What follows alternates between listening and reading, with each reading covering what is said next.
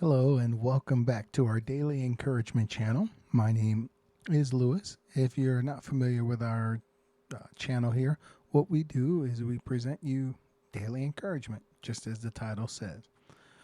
Well, what I got for you today is super long, and I'm pretty sure we're not going to get it done in one video. So be prepared to do this over a couple of series. But the goal is honestly to cover one specific verse, but it may take a couple days to get to it because there's so much lead in that I believe will encourage you, but I've got to go through it all. So we're going to go to 1 Samuel 15.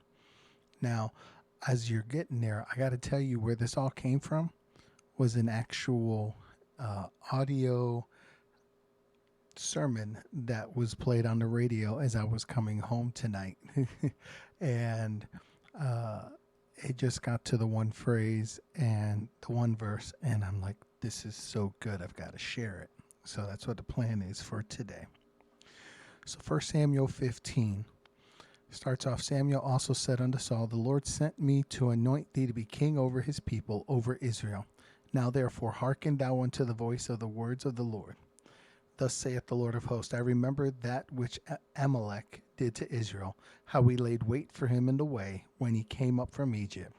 Now go and smite Amalek, and utterly destroy all that they have, and spare them not, but slay both man and woman, infant and suckling, ox and sheep, camel and ass. So he commands all of this to be done. So Samuel is saying, God sent me to make you king, to anoint you, to show to everybody that you are his chosen person to be king. Now, your duty as king, what God has commanded you to do, is to go forward and take out the Amalekites, or the people of Amalek. Now, you notice in the verse I read, especially verse 3, there was no misunderstanding of what was told to Saul. Go smite Amalek and utterly destroy all that they have, everything, and spare them not, and slay both man and woman, basically the adults, the children. As horrible as you may think that sounds, this is what the Bible commanded. This is what God commanded of the king. Take out those people. So we continue on to verse 4. It says, and Saul gathered the people together and numbered them in Telaim, 200,000 footmen, and 10,000 men of Judah. And Saul came to a city of Amalek, and laid wait in the valley. And Saul said unto the Kenites, go, depart, get you down from among the Amalekites, lest I destroy you with them. For ye show kindness to all the children of Israel when they came up out of Egypt. And so the Kenites departed from among the Amalekites. And Saul smote the Amalekites from Havilah until thou comest to Shur, that is over against Egypt. And he took Agag the king of the Amalekites alive, and utterly destroyed all the people with the edge of the sword. But, don't you hate when you see that word? But Saul and the people spared Agag and the best of the sheep, and of the oxen, and of the fatlings, and of the lambs, and all that was good, and would not utterly destroy them. But everything that was vile and refuse, that they destroyed utterly. So if you know the story, then you know what's going to come up here and what's going to happen. But if you're not familiar with the story, again, verse 3, destroy everything. Verses 4 to verse 9 tell us, especially verse 9, Paul and the people spared Agag, who was the king, and the best of the sheep and the oxen and the fatlings and the lambs and all that was good. So I want you to imagine he went thrift store shopping. And I'm not meaning to make light of obviously the killing of the people there, but he was given a command, go destroy all. And he went in and said, wait a minute, we could use these sheep, we can use these oxen, we can use these lamb, we can use, maybe it's the clothing, maybe it was the food. Hey, they just made this food, let's take the food and we could use it ourselves. Hey, they've got weapons that we can use for our soldiers. They've got headgear and body armor that we can use for our army. Oh, wait, they've got cooking things that we can use. Oh, look, the farming materials are great. They justified in their mind why it was okay to disobey. Because that's what this is. It's disobedience. Plain and simple. So verses 4 through 9 tell us they showed mercy to the Kenites. And I may be saying these names wrong. I apologize ahead of time. Might be the Kenites, but he showed mercy to them and said, hey, you better go or else I'm going to take you out like I'm taking out the Amalekites. So it tells us in verse 10, then came the word of the Lord unto Samuel, saying, it repenteth me that I have set up Saul to be king, for he is turned back from following me, and hath not performed my commandments. And it grieved Samuel, and he cried unto the Lord all night. Now, first off, really quick, so God told Samuel, now when it says it repenteth me, there's a lot of debate that can happen here. I'm going to tell you just my understanding. By no means is this the most conclusive, but to say repent means almost I made a mistake in some people's vernacular, and I don't think God said, oh, I made a mistake. What I do believe he means, though, is it grieves him. When we talk of the idea of repentance, we talk about typically someone that's been living a life of wrong, of evil doing, and they've decided to turn away from that because they no longer want to do that. It brings them sorrow, it brings them grief, it brings them heartache. And this is how I understand it, is that the Lord felt sorrow that Saul, after he was given so much, still chose to do wrong. And the question is, if God knew this was going to happen, why did he still go that route? And my answer to you is, I'm not God, I don't know. And the more I look, I don't have that answer. All I can do is tell you what it says.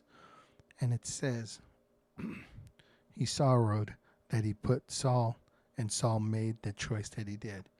And then you see it says, by the way, if you want an example of how to be a good friend, look what Samuel did. What does it say?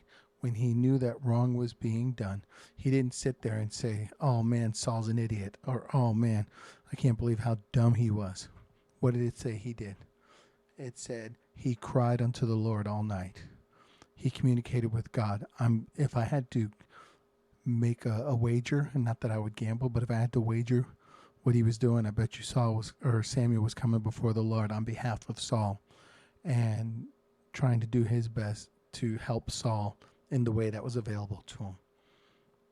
So then we keep going. In verse 12 it says, and when Samuel rose early to meet Saul in the morning, it was told Samuel, saying, Saul came to Carmel, and behold, he set him up a place, and is gone about, and passed on, and gone down to Gilgal. And Samuel came to Saul, and Saul said unto him, blessed be thou of the Lord. I have performed the commandment of the Lord. So first off, you see that Saul was kind of moving around and kind of making a place for himself, is what it said. And then it says Samuel came to Saul, and Saul told him, I did what I was supposed to do. I performed the commandment of the Lord. And Samuel said, what meaneth then this blessing of the sheep or bleating of the sheep in my ears, and the lowing of the oxen which I hear? And Saul said, they have brought them from the Amalekites, for the people spared the best of the sheep and of the oxen to sacrifice unto the Lord thy God, and the rest we have utterly destroyed. Then Samuel said unto Saul, stay, and I will tell thee what the Lord hath said to me this night. And he said unto him, say on. Now before we keep going, gather what's happening here. Saul, and this is something I noticed, I wouldn't be preaching this necessarily from behind the pulpit, but just a thought in my mind. You notice Samuel said, if you did everything, why do I hear the animals? What are these animals I hear? And notice Saul said, they brought them from the Amalekites, and the people spared the best of the sheep and the oxen to sacrifice unto God, and the rest we have utterly destroyed. Maybe I'm being too finicky, but I found it interesting. Saul, the king, blamed the people. Now, let me make this clear if I'm understanding right. As king, if people disobeyed him, he could put them to death. But he's going to sit there and say, oh, the people that the people, they chose to do this. I equate it to Adam at the beginning of the Bible, when in chapter 3, the first time we read of sin, and Adam and Eve took of the tree of the knowledge of good and evil, and it said that they knew that they were naked. They suddenly, oh no, wait a minute, we're something's wrong, something's different. And when God came to them, trying to give them a chance, said, hey, where are you guys at? Adam, Eve, where are you at? And they said, we hid because we were naked. And God said, who told you that you were naked? And Adam was like, the woman you gave me had me eat of the fruit, and I ate of the fruit. He didn't take the responsibility. I see Saul doing the same thing here. I see we're at our time, but we're almost through to the key part, so I'm going to keep going. Hope you all stick with me a little bit longer. So, verse 17, and Samuel said, when thou wast little in thine own sight, wast thou not made the head of the tribes of Israel? And the Lord anointed thee king over Israel. And the Lord sent thee on a journey and said, go and utterly destroy the sinners, the Amalekites, and fight against them until they be consumed. Wherefore then didst thou not obey the voice of the Lord, but didst fly upon the spoil, and didst evil in the sight of the Lord? In other words, you saw the good things, and that's what got you distracted. So verse 20 says, and Saul said unto Samuel, yea, I have obeyed the voice of the Lord, and have gone the way which the Lord sent me, and have bought Agag, the king of Amalek, and have utterly destroyed the Amalekites. But the people took of the spoil sheep and oxen, the chief of the things which should have been utterly destroyed, to sacrifice unto the Lord thy God in Gilgal. Again, putting blame on the people. He is king, right? So verse 22, and Samuel said, hath the Lord as great delight in burnt offerings and sacrifices as in obeying the voice of the Lord? Behold, and this is the verse I've been trying to get to, verse 22, the second half. Behold, to obey is better than sacrifice, and to hearken than the fat of rams. For rebellion is as the sin of witchcraft, and stubbornness is as iniquity and idolatry. Because thou hast rejected the word of the Lord, he hath also rejected thee from being king. Now, again, I know I've kept you longer here, and I didn't intend to keep you this long. But here's the thought. Here's the encouragement. Right now, you may be struggling under a weight or burden of things that are just really bogging you down. Well, the question you have to ask yourself, are they of your own doing? Now, you might say, what? What do you mean my own doing? Was there some command that God gave to you? Is there some choice you made in which you thought your way was better, your choice was better, your decision was better? And you could even justify it because maybe the choice you made can even be considered a good thing. One of the things I've heard often said behind the pulpit is that the enemy of the best thing is a good thing. The enemy of the best choice is a good choice. As a basketball fan, you will see times where a play is run and there are screens set to allow for someone to be open so that they can shoot the ball. Well, what ends up occurring sometimes is the first person to kind of get a clear shot will think about taking the shot, but there'll be still someone coming towards him. So what that player will do will be to fake that he's going to shoot the ball and make one more pass, and then that final pass ends up going to someone that's more wide open and gets a clearer shot and maybe even be a better shooter, and he goes and he shoots it, and he has what they say a higher percentage to make the shot than the other player did because he has less variables deterring him from doing well. In other words, he's more open as opposed to me, so let him make that shot, and then that's considered the best option. Now, this person here may be a good shooter, and he may be clear enough to get a clear shot at it, but there's still a little bit of hesitation that this guy could do something, whereas I know that guy over there is free and clear. That's the best choice. This is a good choice. This might even be better than that choice, but that's the best one. See, Saul here sitting there and talking about how the people did this, and look, they did it to sacrifice the good animals to God and be able to take care of these other needs that we might have. And Samuel said, to obey is better than sacrifice. You may have made a choice or a decision to do or not to do something that God's called you to do, and because of it, you're struggling. You're dealing with the after effects of it all. Now, this isn't 100%. I didn't say that every time you're dealing with difficulties, it means that you did something wrong. Remember, that came up in the New Testament where the man was born blind, and the disciples said, who did sin, this man or his parents, that he was born blind, or that he is now blind? And God said, it's neither one, but that the power of God may rest upon him. However, what I'm asking you today, how I'm trying to encourage you today, is to ask you the question, do you understand that to obey is better than sacrifice, and to hearken or to listen better than the fat of rams? Because rebellion is as a sin of witchcraft, and stubbornness is as iniquity and idolatry. Really quick, I've kept you so long, and I appreciate you all sticking through. For rebellion, that idea of making my will and my desires more important than my authority, in this place, God's, it's as the sin of witchcraft, which is considered, when we talk witchcraft, by definition, I will tell you how this is defined. According to a Strong's Concordance, it's the idea of divination. It's literally come up 11 times in the Bible, and it's that idea of just almost, to directly say, almost a satanic following. So when this passage here is saying this, that's what it's making the equation or the relation to. So it's telling you rebellion, you deciding that your will and your way is more important and better than somebody else's. You've chosen to do that which would please Satan. And stubbornness, deciding you were not wrong and you're going to do what you want to do regardless, is as iniquity and idolatry. So what's iniquity?